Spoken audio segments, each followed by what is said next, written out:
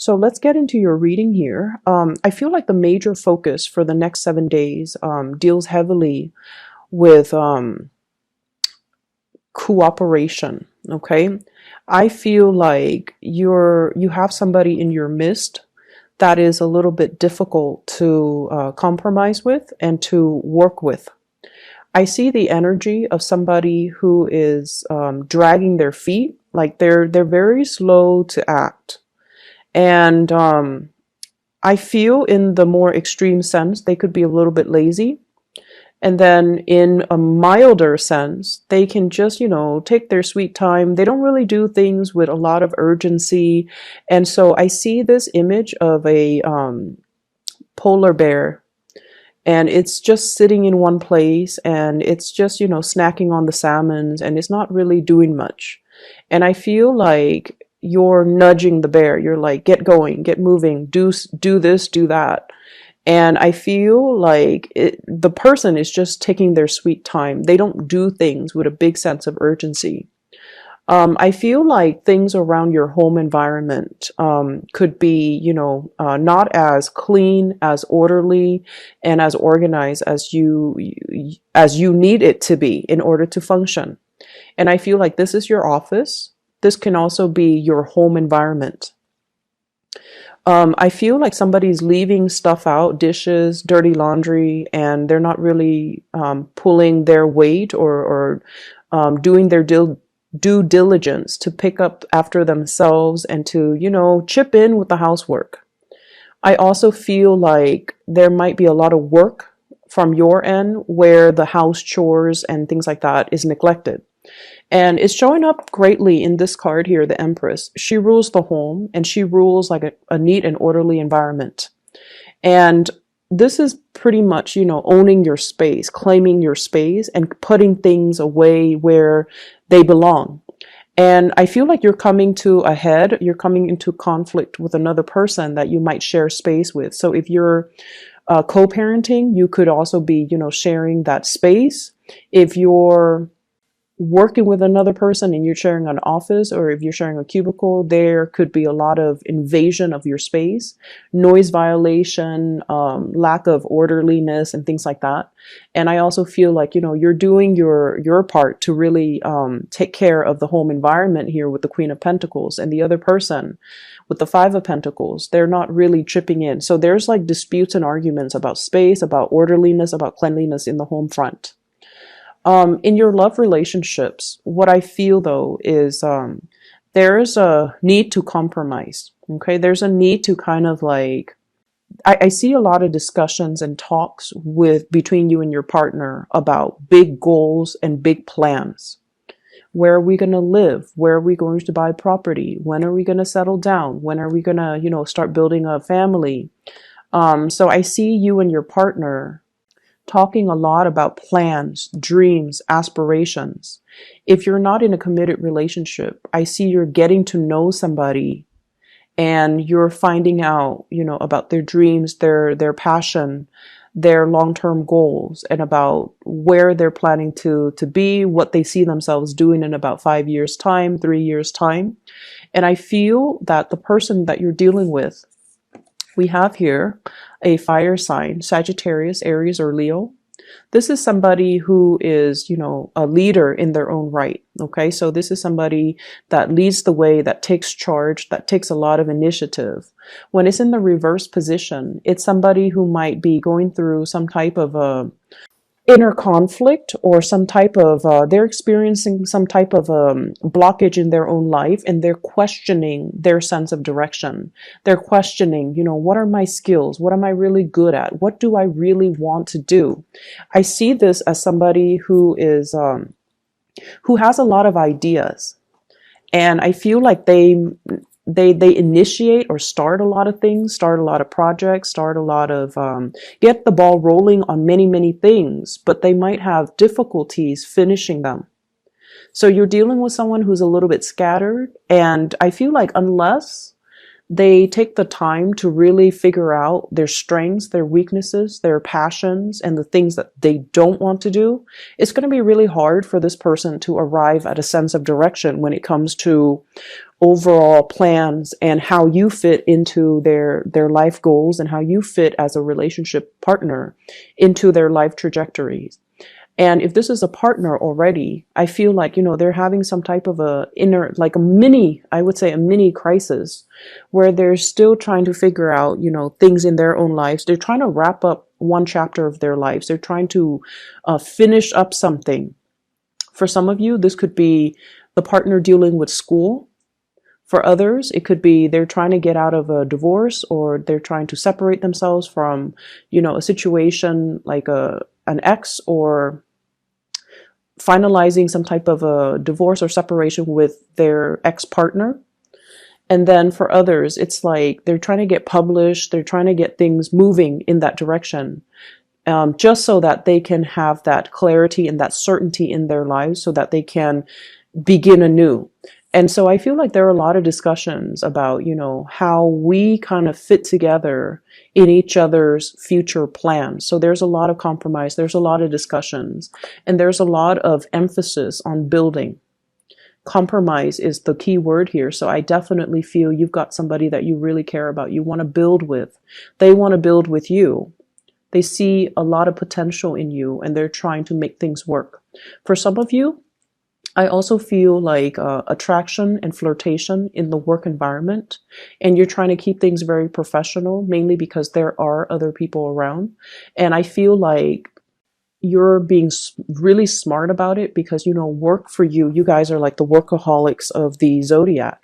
And so work is always going to be on the front burner for you. And even if you feel like the attraction with a coworker, with a supervisor, with the boss, you're going to keep things, professional either way. But I do see this element about you talking to somebody a lot about projects, a lot about work, a lot about dreams, aspirations in the work environment, what you want to do for the next 3 years, how you're planning to, I hear like professional development. So there are a lot of discussions about that between you and a crush in a work environment as well. I'm also seeing a lot of energies here about family, okay? Healing like family issues, letting go of resentment, and I want to say agreeing to disagree. So like, don't beat a dead horse. If you've had conflict with a family member, I feel for some of you, you could be like a parent, and this can be your children. Or you could be the child and there might be conflict with the parents. I see one person constantly telling the other person what to do, just like somebody giving advice or telling the other person what to do unsolicited. And I feel like somebody patronizing another person and treating them like a child and not giving them the freedom to make their own mistakes and trying to steer them in the direction that you want to go rather than in the direction that they want to go. So this can be you to a child or a parent to you. So I feel like a lot of that, there's like resentment. And I feel like when you meet up with this person, for the first 10 minutes, things can go really, really well. Hey, how are you? I've been thinking about you. What have you been up to? And then past that 15-minute mark, conflict starts to arise. They would say something and you feel like it's a criticism, or you feel like it's you feel like it's kind of like them digging at you. But I don't feel that it's meant to be that way. I feel like they're just very concerned. And so don't get too defensive. Hear what they have to say and just envision yourself. A lot of the times when we deal with family members, we have too much history with each other.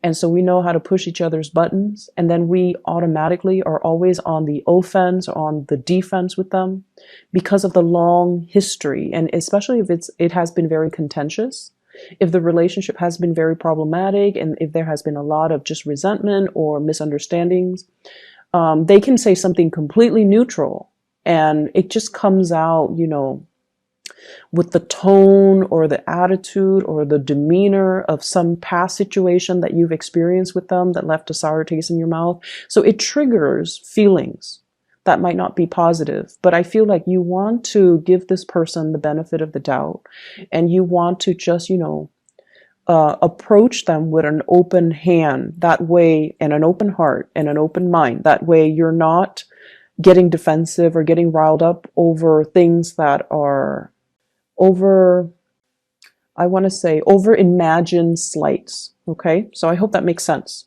The Five of Wands, this is once again conflict, and it's a person against a tree.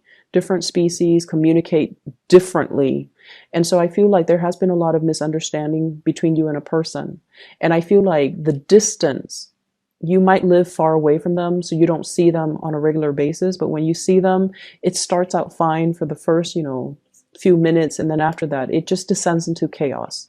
And there's they're trying to make amends. They're trying to do like a peace offering. They're trying to reach out just to communicate with you, just to see what you're up to, because they do care. And they're not looking for a fight. The tree is backing down. Okay, so the person's not really looking for a fight. And so I feel that you should, take what they say with a grain of salt, and let your guard down a little bit and don't be defensive.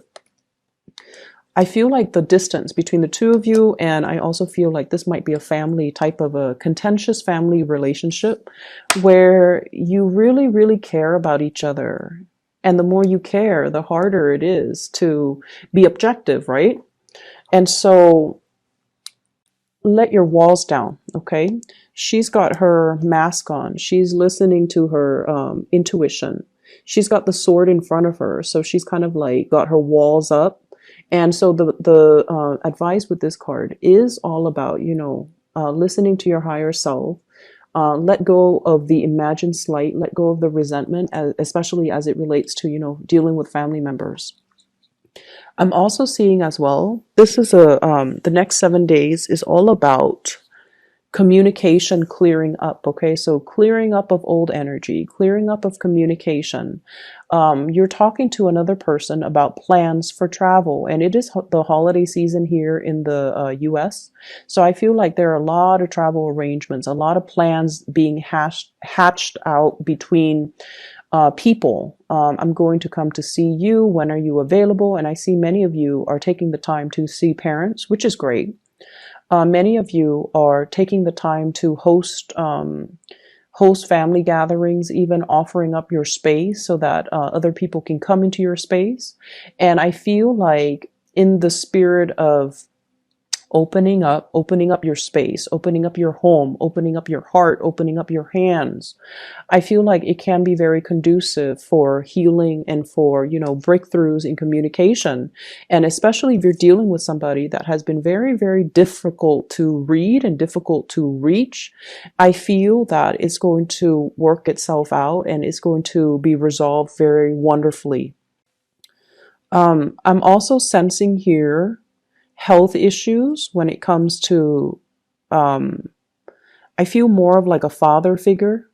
So reach out to your parents and, catch up on what they're doing, see if there's anything wrong with them, see if there's anything that they need.